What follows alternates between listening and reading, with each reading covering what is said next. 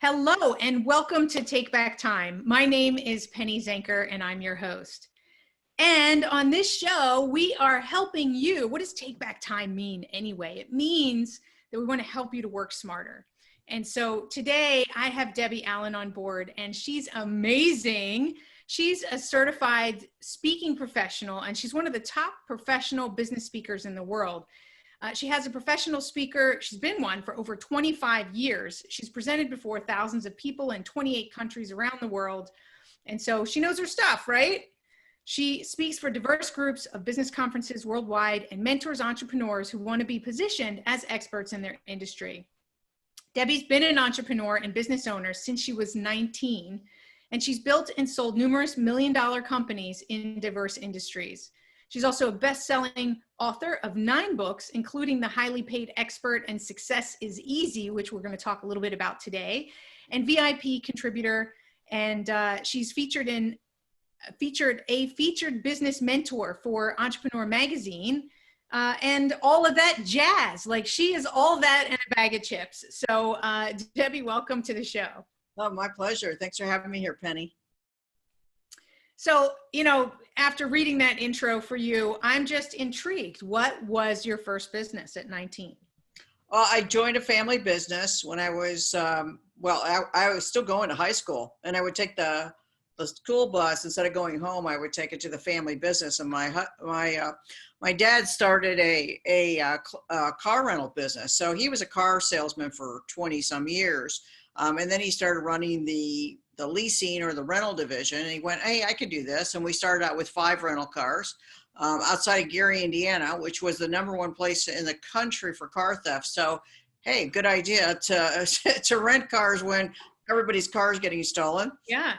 And then by the age of 19, when I had worked there maybe 6 months or something, I said, I want to buy into the business. Because my brother had actually been given part of the business. And so I said, okay, well, I want a percentage of the business.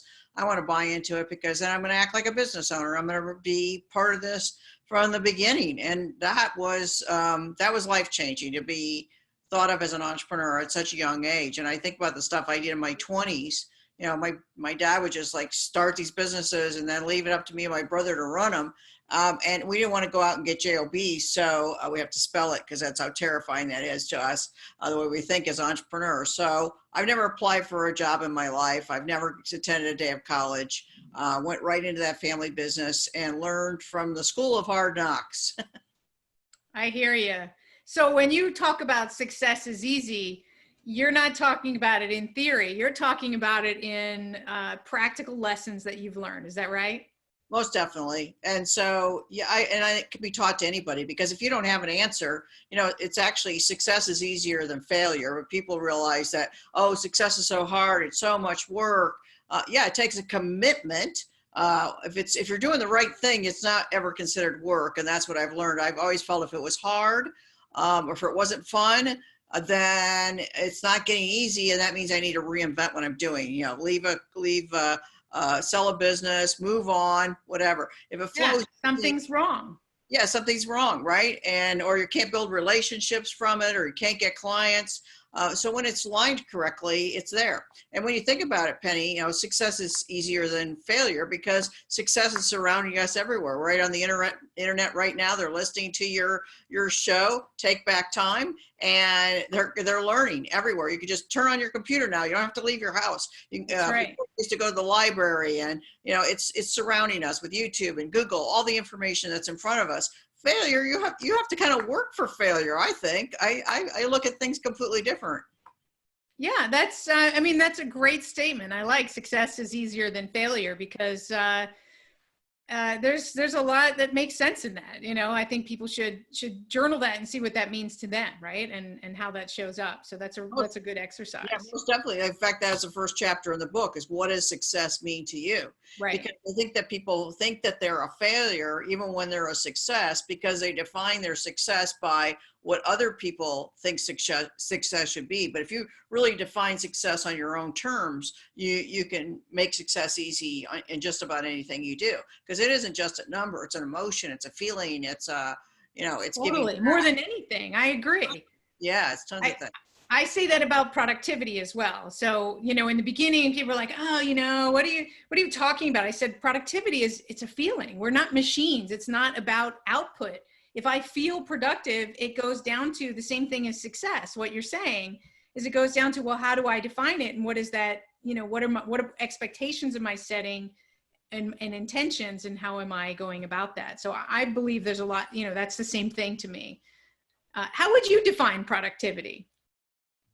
Oh, well, I'm pretty productive because I'm real strategic. So that's how I get, progress happening in my world, is that I always look at every action step that I take is focused towards the goal. And so it's not just like, hey, getting things done. It's a very strategic plan that I have, it really detailed out in like at least 6 months in advance. So, everything that you're doing during your day has got to fit the end result. So that's productivity in my world, is strategic action.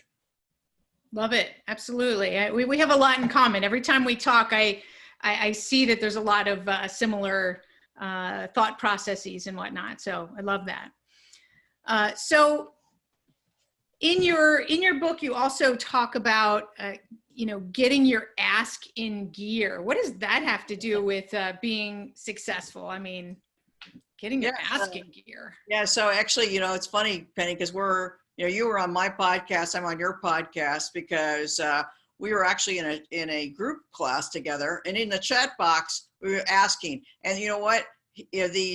Our teacher said you should be on each other's podcasts, do other things, and then we took action, right? So we got our ask in gear, and we're like making it happen on the side as it's going on.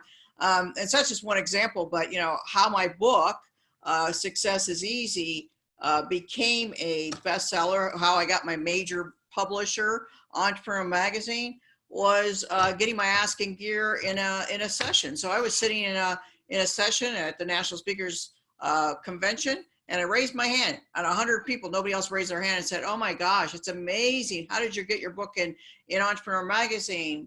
The person that was teaching the class, Jeffrey Hazlett, and how did you sell 500,000 copies? Wow. And I raised my hand and I said, that's my dream publisher. I've been an entrepreneur all my life. And I used to look at that magazine and just envision my book back there, even before I had a title, like seeing my name on a book, because they focus on a lot of books in the magazine. And I had, no idea that they would look for, people and where to get in there. And so after raising my hand, Jeffrey said, I'll connect you to my contact there at Entrepreneur Magazine. And so he did. And within a week, I was on the phone call with them. I didn't even have the book proposal done or anything. I had just kind of come up with a title. And she bought the idea on the phone in a half an hour call. And she said, when can you get the proposal together? Because I'm going to push it to the team and I'm going to push this through. I want this book. I want to work with you. And I was like, whoa, that was easy. If you're going to write a book, this is easy. That journey should be easy, right? Yeah, totally. When I saw that, get your ask in gear, and it's about asking for what you want and going for it. It reminds me of something that my mom taught me when I was really young, is you don't ask, you don't get. Like, yes. Just sit back. So many people sit back and don't ask for the things that they want. Don't let people know what they're working on and how they might be able to support them. And that's such a shame, because that's all you need to do is to ask and put it out there, and it will come easy, right? In certain ways, if you're talking to the right people. Hey, I know this person. Like, that was crazy how that just happened like that. It happened so fast, but most people, the majority of people, small percentage of people are going to feel comfortable asking. There's actually a science to it, of asking at the right time in the right way. I didn't ask him. I didn't even have to even ask when I got that referral for Entrepreneur. But, I teach this to my clients. And then they'll ask me a question. Well, how do I get that? I'm like, did you ask? Oh, okay. And so then one of my clients goes, when I think about like having the courage to ask or wondering how to ask strategically, I always think, okay, Debbie's going to say, don't make me come over there and kick you in the ask. And I spell ASK. So she's always that, like this little person on the shoulder going, don't make me come over there and kick you in the ass. And she's like, I go for it. And then I get it. I'm like, that really works. That strategy is amazing. But the synergy behind that is that you're supporting other people at the time. You're not just asking, so there's another thing in the chapter I talk about, is becoming an ask hole, is that you ask and you don't ever implement. So, some people just ask randomly, like, okay, you shouldn't have asked because you didn't pay your dues to ask for that, it wasn't asked correctly, or you ask a bunch of stuff, like you ask a bunch of questions, but you don't implement, right? So that's an asshole. It's somebody that doesn't, implement when they're asking very successful people for their advice. So, you'll have, that reputation. So when you ask and then you implement and then you have success from that, people respect that. Absolutely. Absolutely. I love that. Don't be an asshole. I like it. I really like it. And it's so funny. So, there's a lot of people today who are saying, well, that's all well and good. You ask for what you want and, success comes easy, and defining what success is for you and all of that. But they're like, we're in a pandemic right now and, these aren't regular times. So they're stuck. What kind of advice would you give them to see success as easy in a time where they feel like it's really hard? Right. So if you're stuck, you need help. And you need help getting unstuck as soon as possible. I mean, we're already 6 months into this now or whatever, right? And so when some people are listening, this will be beyond it. We don't even know. The uncertainty probably scares most people. How long will this go on? Right. So the thing is that, asking when you're stuck. Now, true entrepreneurs know how to pivot. And we've seen this. We've seen companies that have been able to pivot with new direction, innovation, creativity, and they're just like blew their business up. They're doing more, double and triple their business during the pandemic. We've seen that. And then there's others that they are stuck because they really were like a one-trick pony. They stayed into a box. They kept doing business the same way. And when the pandemic hit, they're like, I don't even have another direction. I don't have another income stream. I don't even know what to do. That's a scary place to be in business. So, if that happened to you and you've lost everything through this, pay attention. Yeah, it's scary and it's probably really terrifying if that's happened to you or you've lost a big chunk of income. But let me tell you, this is a wake-up call for you if you're stuck to pay attention, because you should not be running your business where you only have one way of doing it. If the world shuts down around you, you can't move and pivot. I pivoted like within 2 days. I was on building relationships with people that I had set up to be at their live events. When those got canceled, I'm like, well, I can't be there, but let's do an online event. Let's do something. And I had 6 booked, 6 live events, virtual events booked within the first week. Like I just pivoted, not that I had done that before. I just was like reaching out. And then I was reaching out to joint venture partners and opportunities and making things happen, kicked up my podcast, doing more podcasts, creating an online course. I mean, I've been twice as busy during this time because it's kind of like 2 steps forward, 1 step back because you're trying to figure it out. But I have stayed in momentum. And I think that's, the thing is, if you don't know the momentum, if you don't know the next steps, then get help, find a mentor, find a coach. They're all over the internet. We're all online right now. It's really easy to find us. Well, you said it, you took action, right? And I think that's the key is if you stay in action, you can't be stuck. Stuck happens. It's like that game, Hot or Colder, right? That little kids play and something's hidden in the room, right? Your business opportunities are hidden everywhere. And it's the hot or colder game. And unless you continue to move forward in one direction, you're not going to get any feedback, right? If you just stand there, what happens? Nothing, right? So you want to continue to move forward like you were. You took action. And then if something didn't pan out or wasn't going to bring you in the direction you want, what did you do? You took action in another direction, right? And that was the feedback that you got, whether it was hot or colder. So I think that from what I'm hearing, and that's my sort of thing to fall back on as well, is just to continue to move forward. And sometimes it's 1 step forward, 2 steps back, and then you get to pivot and take a look at if that direction wasn't right, what's next. So I think that's and understanding, you're not an island by yourself. There's a lot of people that you can ask, if you're not in a position, and a lot of people say, well, I can't hire a coach. I can't hire a consultant now. You can hire them for an online course. You can learn, you can absorb yourself in learning whatever you need to do right now. But the thing is that, sitting there just waiting for things to turn around, it's just not going to happen. And then it's not preparing you to get ready for the next time it happens, because it will, whether it's a pandemic, it's a 2008 economic crash, the presidential election coming up. I mean, right. Who knows what's going to happen there? I mean, we don't know. We don't know what's going to happen. So, we just need to prepare ourselves for every direction. And, as an entrepreneur, what I learned is, you're never an island by yourself. And I started out with a family business but when I left the business, I had no idea. Like, I wanted out. Like, it was, we had also built a mini storage business. Then we sold $1 million business before I was 30. I had the opportunity to get out then, but I didn't know my next thing. So it's like looking for the opportunities. When the student is ready, the teacher will appear, or when you're looking for an opportunity will appear. Just like you're looking for that red sports car. You wanted to buy that red sports car and you didn't see many on the road. Now that you want one, they're everywhere. Right. And so they are. Same thing with opportunity. If you're looking for it, you're focused on it every day. I got to find that. I got to find that support. I got to find that answer. I got to get creative. I'm going to make money. I call another thing I teach is quick cash formula. Where's money sitting around in your business where you can go get that quick cash? Because when you get quick cash coming in, you don't freak out anymore. Okay, so there's some money. Gives me a little bit of cush. Right. How did I do that? Maybe I can create some more of that. Right. That's funny. I do that too, right? Where are the quick wins? Where's the low hanging fruit? So that, and because I think that the reason we both think that is because that keeps you in action, right? It gives you, like you said, it helps you to calm down because you've got some resources that you can then invest in other directions. And it just keeps you in motion. So that's awesome. I love it. One of the things that I also always ask people is, everybody's out there looking for a shortcut, right? We all have that one thing that we turn to, that we do, that helps us to cut through it. What's your shortcut?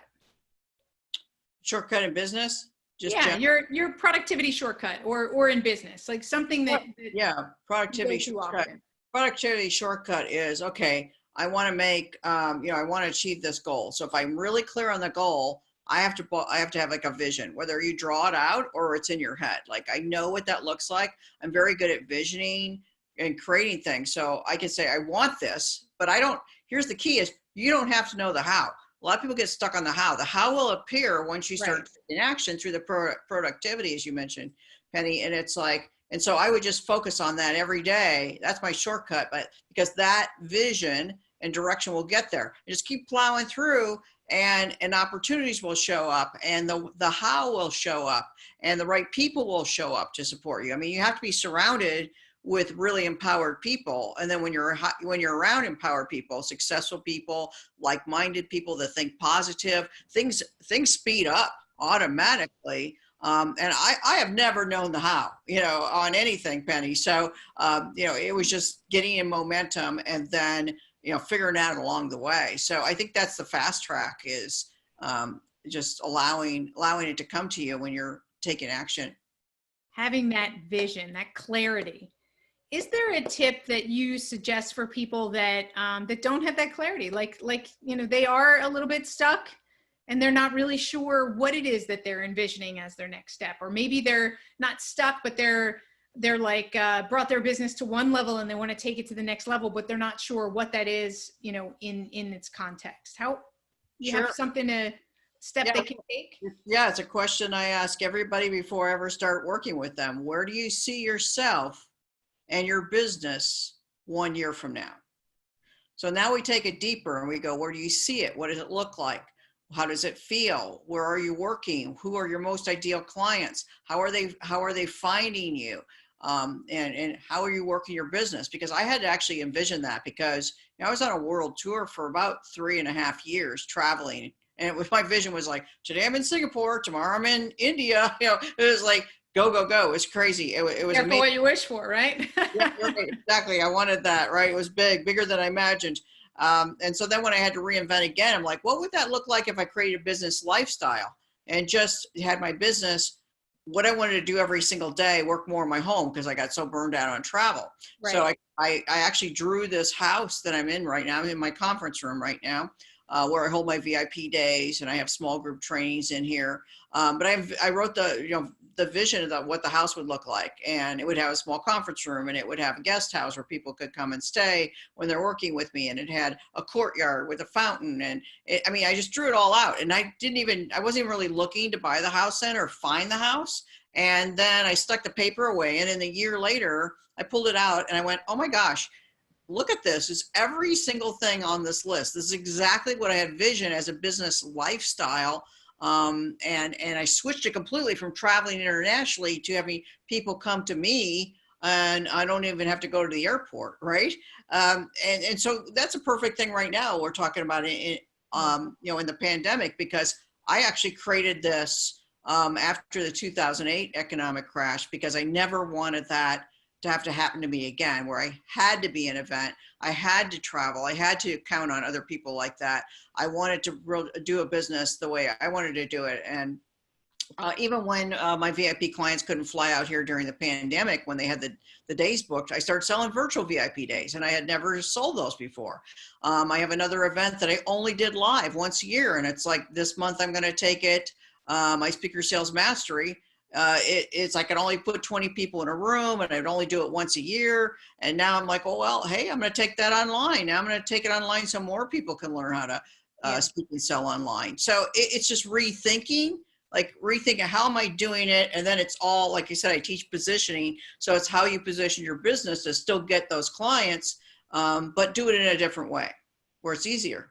Yeah, absolutely. You and I, you mentioned earlier, you and I met in a program, right? Where we were there learning some strategies. And I think that is so key, that people put themselves constantly in learning situations, right? It's an investment in themselves, in their business. And so many, I know for me, and, I think you were alluding to this as well, is that there's so many ahas when you're in that energy and that environment, is that it helps you to get that clarity. So I believe firmly that we have to put ourselves in those learning opportunities so that we can help to create that clarity that we're looking for if we don't have it. Right. And also investing in those learning opportunities, because you can't just be general. I think that when you go and say, well, I can learn, I can be on all these free classes, but you got to go deep. You got to go deep into the training that you want right now, that's going to get you the results that you're going to need, that fits into your goal. And so I was looking for those, like, hey, you have a little more space, fill up the space with time to learn something new, a skill that you can take for the rest of your life. And then Penny, you were doing the same thing. You're going, hey, here's a skill. I'm gonna put that in my bag of tricks. I got time to do this right now. If I was super busy, I probably wouldn't have signed up for that class, because I wouldn't have had to be able to be on a call for 8 weeks, in a row, like a certain time. I just like, oh my God, I don't have time for that. So two big excuses people have, and it, time and money, right? Right. And so if it's important to you and you see the results on the other end, it's great. But the thing about investing is huge, because when you took the investment, because we both put down a good chunk of money, and then we're like, hey, you're going to show up, you're going to make it happen. If it was free, or if it was less money, we might not have shown up as much, and people need to invest. When I learned to skin in the game, right? I just want to interrupt there. It's skin in the game. Why did you buy a percentage of your family business, right? You wanted a percentage, and to be an owner, that gave you skin in the game. It ups your motivation and ups your accountability to follow through with what you set out for. Oh, that's number one, so I've even invested in program. I never invested in a program where I didn't get a payoff, because I put skin in the game. So you might think, I want these results from this program, but maybe I met Penny. Because I met Penny, she gave me another opportunity and referred me for a keynote. And then that was 4 times as much money as what I invested. And right. I know it happens, because it happens to me all the time. So when I started doing this years ago, I went to an event and I invested $20,000 just for seminars. And even the guy that was putting it on, he's like, oh, I'm surprised you're investing. I'm honored that you're coming, you're investing. I only went to like 3 or 4 of those events. That's all I needed, because I got the clients coming to me. I got my mindset shift. And the mindset shift was, number one, if I invest $20,000, then I can ask somebody to invest $20,000 with me. So if you haven't invested big into programs, how are you going to ask people to invest with you? You can't. That's a huge point. That's a huge point. So say that again so everybody hears that, because that's really, really true. If you don't invest in somebody else's program, service, or whatever it is, how are they going to invest with you if you don't believe in investing with somebody else? Absolutely. Because then you see the value of what people are offering. You get bigger value. There's a comparison thing. Plus, there's a psychological thing that, hey, if I could invest in that, why would how can I ask somebody to invest $10,000, $20,000 or more with me if I've never invested myself in learning or whatever the product or service is? It would be very hard. Then Yep. you've got the money mindset thing. You got an issue around asking for money, and that's one of the things I teach when I teach about educating to sell. You have to invest to get it back. Absolutely. And one of the things that just came to me as well is, if you think about it, you're seeing the people who invest in that program, you're seeing the other people who invest in those types of programs. So you get more clear on your target market and what some of their preferences and desires and challenges are, so that you can also talk to them directly, right? Because if you're going into a new market and you're not used to working with those people, you don't know enough about them too, right? So being one of those people is the money aspect. It's the skin in the game to create your own results. And it's then really, like you said, they might be some of your clients. Like I've done the same thing. I walk away, and not only did I get results from the program, but I got a couple of clients from the program, or like you said, a business partner, or a referral of some sort. And so there's a lot more than just the money that's going into investing in the program. Yeah, and I know why we connected. Even there was some synergy happening in a chat box, like not even meeting before, Penny, because I went, hey, I like this chick. She's smart and she's an action taker. Two things I must have in my business relationship partners, right? So Right. you're in there like a little action taker. We're like making things happen. You're smart. You paid attention. Let's make it happen now. We're not messing around. I'm like, yes, because when I am trying to bring either a client or a new prospect, I have a prospect that was supposed to come into this new business opportunity with me, and they're dragging their feet and they're not responsive. They're not responding to my emails. They're not responding to my text message. And I just made the decision this morning. I got to bounce them. I got to get them out of my space and make space for the right person to be in there. They're just showing me they're not the right person to take this opportunity. And I'd rather give it to somebody else. And I'd rather not do business with somebody like that, because, hey, when it comes down to it, are they going to show up? And I'm going to put this person on my stage. This is one of the people I've also, another opportunity. There's two opportunities that are laying there. I'm like, how do I deal with this? I'm going to have to bounce them on the second opportunity, which is them speaking on my stage this fall, because I don't want to work with them, because if they're not responsive and productive, why would I put them in front of my audience and let my audience invest with them when I don't think they're going to follow up with them? So I need to cut my losses now and walk away. This morning, I was just going through my mind of how I'm going to do that, especially when you have somebody that's unresponsive. They just show that they're not good people to work with. And so people pay attention to your follow-up and your productivity. What Penny teaches is huge when it comes to relationships as well. Absolutely. So I think it's a really important point that you're bringing up in making success easy, is work with people that gel with you, right? So those relationships are important, that they have the same values and principles that you have, and that makes success easy, right? As opposed to working with people where it's like pulling teeth, like, like I don't want to work with this person. So for sure.